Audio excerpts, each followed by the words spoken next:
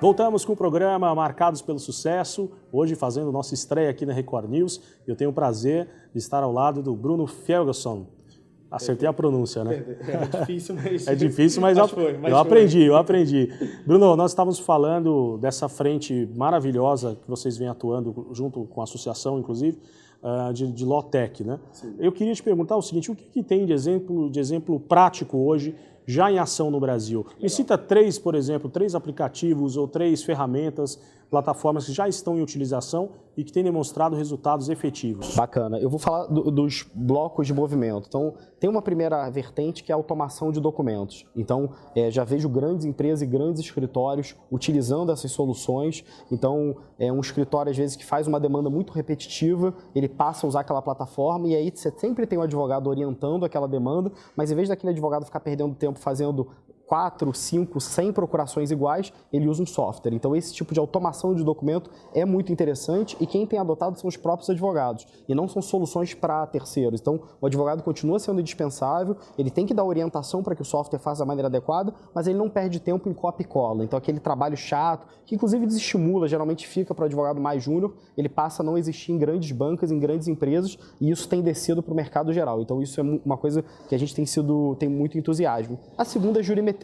Então, plataformas que já começam a entender as decisões judiciais em bloco. Então, você analisa um número muito grande de decisões e começa a ter uma predição a respeito de uma decisão. Então, como é que uma vara se interpreta, como é que outra vara interpretam. Isso é um movimento muito legal também para você ter uma segurança, tanto para o cliente saber se ele pode perder ou não, e para o advogado poder se orientar. Então, a gente diz que a advocacia ela vai ser cada vez mais científica e menos subjetiva. É uma espécie de métrica, né? De métricas. Então, assim, a advocacia ela sempre viveu num ambiente de muita assimetria. Você tinha dificuldade de saber como é que um tribunal entendia o outro, você citava uma decisão e dizia que ela é majoritária, mas tinha pouca ciência por trás dados, e hoje a gente está trabalhando muito com dados. Um outro campo, a gente vê os marketplaces, então a gente vê soluções que conectam advogados entre si muitas vezes, então um advogado quer contratar um advogado em outro estado, e ele faz isso, tem sido muito bacana, todos eles respeitando, a gente tem uma preocupação muito grande na B2L, que todo mundo respeite o estatuto da OAB, nós somos advogados, a gente tem uma relação muito boa com a OAB, as próprias OABs, isso é muito bacana, estão criando comissões de startup. Então, assim, a Paula, por exemplo, presidente lá da OAB de Minas Gerais, no Rio de Janeiro o presidente é o Marcelo, o Helder tem apoiado, então tem em outros estados de Goiás, então isso tem proliferado, mas a gente sempre tem um cuidado muito grande de respeitar os ditames legais, então trazer soluções tecnológicas que sejam boas para o advogado, que sejam boas para a sociedade e que de maneira nenhuma vão de encontro à legislação imposta. Então isso é um requisito fundamental na associação. Você citou essa questão desse relacionamento, né, dessa consulta prévia, digamos, ao maior Sim. órgão, né, de advocacia do Brasil, que no caso é a OAB. Vocês têm enfrentado algum tipo de resistência de escritórios mais tradicionais ou daquele advogado mais sisudo, mais você sabe que formal? Esse era um cuidado que a gente sempre teve, eu pelo menos, por exemplo, no Sem Processo, e aí fugindo um pouco, quando a gente criou essa plataforma de acordo, a gente criou com o conceito de ser uma plataforma exclusiva para advogados. Então hoje a plataforma Sem Processo que eu represento é exclusiva para advogados, se você não é advogado você não pode entrar. Você pode fazer OAB um dia, virar advogado e entrar, a gente tem esse requisito. E aí quando a gente começou a se organizar como associação, um dos meus receios seria o posicionamento tanto de escritórios, empresas. E aí a gente teve uma visão, a gente foi surpreendido muito positivamente. Por quê?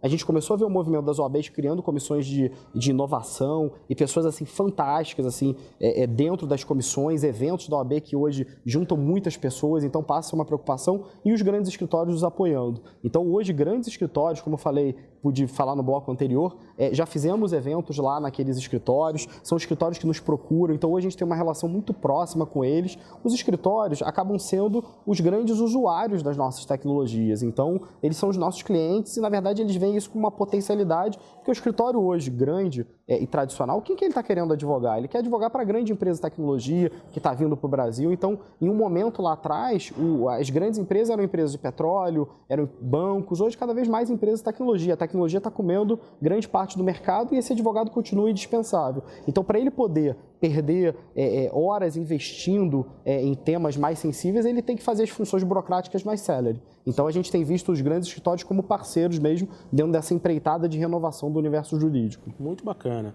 Bruno, o Brasil é conhecido tradicionalmente por ser um país que dificulta a vida do empreendedor, dificulta a vida do empresário.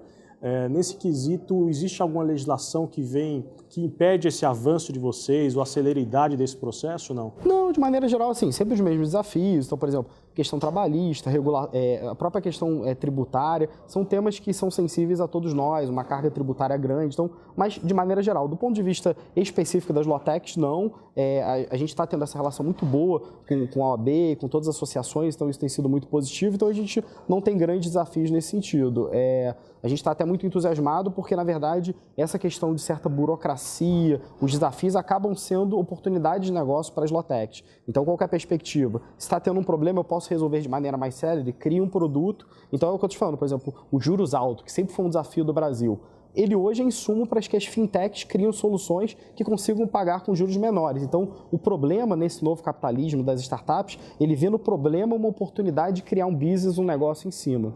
Agora, falando em volume de negócios, propriamente dito, quanto esse mercado movimenta hoje? Saiu recentemente uma pesquisa, e assim, não sei até que com base em que dados, mas foi de um grande evento, um dos maiores que acontece no Brasil ligado à feira de tecnologia para o mercado jurídico. E eles fizeram um levantamento que aproximadamente hoje o mercado jurídico no Brasil movimenta na ordem de 50 bilhões de reais. Então é um mercado muito grande e com muitas oportunidades e cada vez vai gerar mais. Então a gente não vê a tecnologia substituindo, mas muito pelo contrário, porque os interesses mudam, as questões surgem, muito mais empresas surgindo. Então quanto mais o ambiente de negócio estiver de certa forma aquecido, mais negócio gerando e mais o advogado é indispensável. Então é um mercado que só tende a crescer. Bruno, você comentou que em menos de um ano de associação criada, sim, vocês têm hoje aproximadamente 50 associados, 50 membros. Isso. Dentre eles, algumas grandes companhias, conglomerados, como o IBM, por exemplo. Exatamente. Me cita mais algumas empresas do tamanho, do porte, né, da pujança da IBM, que fazem parte desse contexto, que estão enxergando isso à frente de outros. Legal. Isso foi uma coisa muito fantástica, assim, a gente teve a aproximação dos escritórios, dos advogados, dos grupos educacionais, então as faculdades, e certamente essas empresas são muito interessantes. Então, desde empresas como a IBM, Microsoft, empresas como a Thomson Reuters, LexisNexis, Grupo Somos de Educação da Saraiva. Então, assim, são empresas muito tradicionais no mercado jurídico, que lidam desde a educação, empresas algumas internacionais que se aproximaram muito do movimento e que a gente tem feito eventos conjuntos, tem nos apoiado. A gente está hoje num desafio, como a gente é uma associação de startup e a gente acredita muito na horizontalidade e na oportunidade de quem vem hoje, bate na porta da associação, a gente recebe bem, a gente quer manter uma boa relação. Então, a gente está entendendo hoje como trazer mais benefício para os associados. Então, mas que eles estão conectados com a gente, já fizemos eventos, isso é muito bacana. Você vê uma empresa gigantesca, dando oportunidade, conversando, dialogando, às vezes com uma empresa de uma ou duas pessoas, é muito interessante, isso é muito legal. Muito bacana. Bruno, a gente está chegando ao final, mas eu tenho uma última pergunta para te fazer. Para o público leigo que está em casa agora, como ele se sente, como ele é impactado por essas legal techs ou law techs? Eu acho que assim, a grande questão para o cliente final ele vai ver uma transformação pelo advogado. Então, eu acho que o cliente hoje, o que ele tem que buscar é esse advogado 2.0 ou já 4.0, como alguns determinam. Então, muitos dos nossos produtos são focados para o advogado, mas de alguma forma esse advogado presta um serviço melhor, tanto para clientes, pessoas físicas ou jurídicas. Então, eu acho que essas pessoas que estão em casa vão cada vez mais ver nos seus advogados ali, sendo pessoas mais renovadas, com a cabeça mais oxigenada, mais propícios a resolver as questões. Então, eu acho que uma grande revolução também que a gente está vivendo e é cultural, e até o próprio ministro Luiz Barroso pronunciou no evento recentemente, é que o bom advogado dessa geração daqui para frente não vai ser aquele advogado que litiga, que briga. Vai ser o grande advogado que cria pontes. Então, a gente vive num momento de grande celeridade, que as coisas têm que acontecer e o conflito, muitas vezes,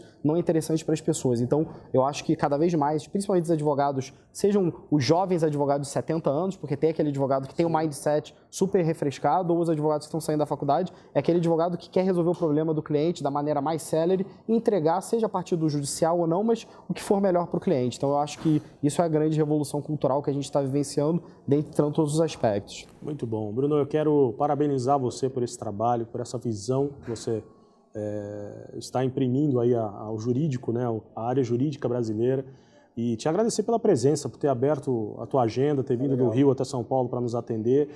E eu quero muito aproveitar a oportunidade, além de te agradecer, para te fazer um convite. Eu gostaria muito de convidar você, na figura principal aí, ou à frente, né, da gestão da associação, para ter conosco um quadro de tecnologia aplicada, né, no caso, não somente as Lawtechs, mas de maneira geral. Você aceita o convite? Não? Com certeza, vamos pegar esse desafio. Eu acho que vai ser um grande espaço. Eu acho que tem uma falta hoje no mercado de oportunidade de falar, muita coisa boa acontecendo, muita empresa surgindo do nada e crescendo. Eu acho que é um espaço maravilhoso. Assim, é uma grande honra, como eu disse, ter essa oportunidade de estar aqui nesse primeiro programa e estou super junto nesse desafio. Vamos fazer essa diferença e contribuir com o Brasil, porque a gente está precisando, a gente tem que oxigenar. Muito bom. Compromisso firmado, então? Firmado, com certeza. Então seja bem-vindo. Seja bem-vindo ao programa Marcados pelo Sucesso. Bacana. Hoje a gente fica por aqui. Obrigado, Bruno. Obrigado a você pela sua audiência e nos vemos na próxima semana aqui na Record News. Até lá.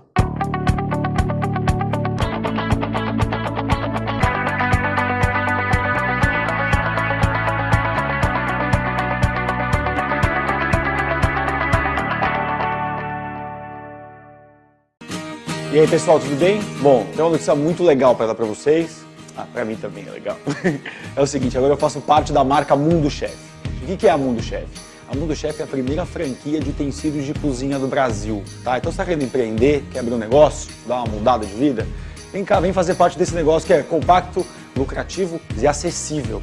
Tem o e-mail aqui embaixo, manda e-mail pra gente entra em contato com você, te contar tudo, tá bom? Tô esperando você, viu? Beijo e sorte na sorte.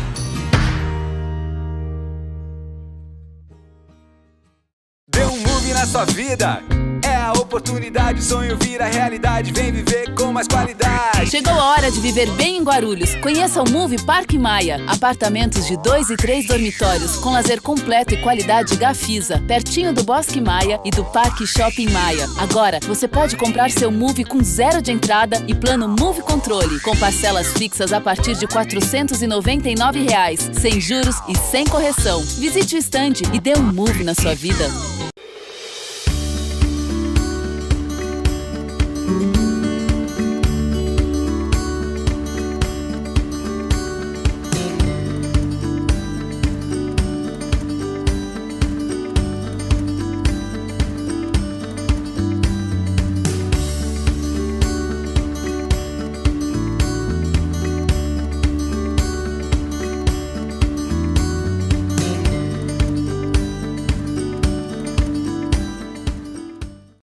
Rising from the ground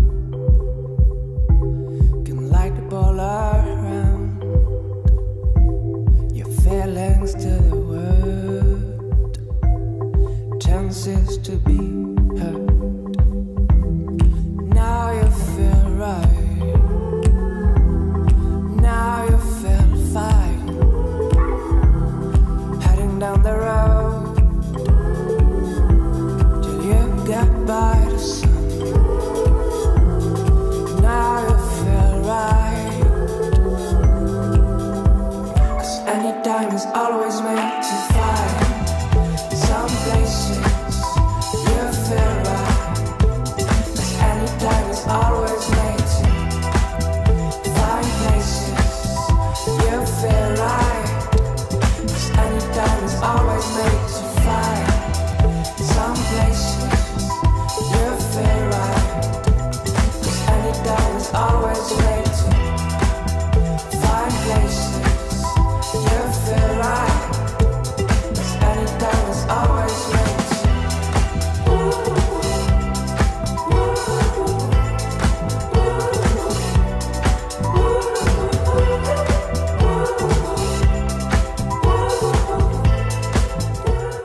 Programa Marcados pelo Sucesso. Oferecimento Pullman São Paulo Guarulhos Airport. Truckvan, somos ilimitados. TCA, soluções customizadas. Estúdio João Franco. Move Parque Maia.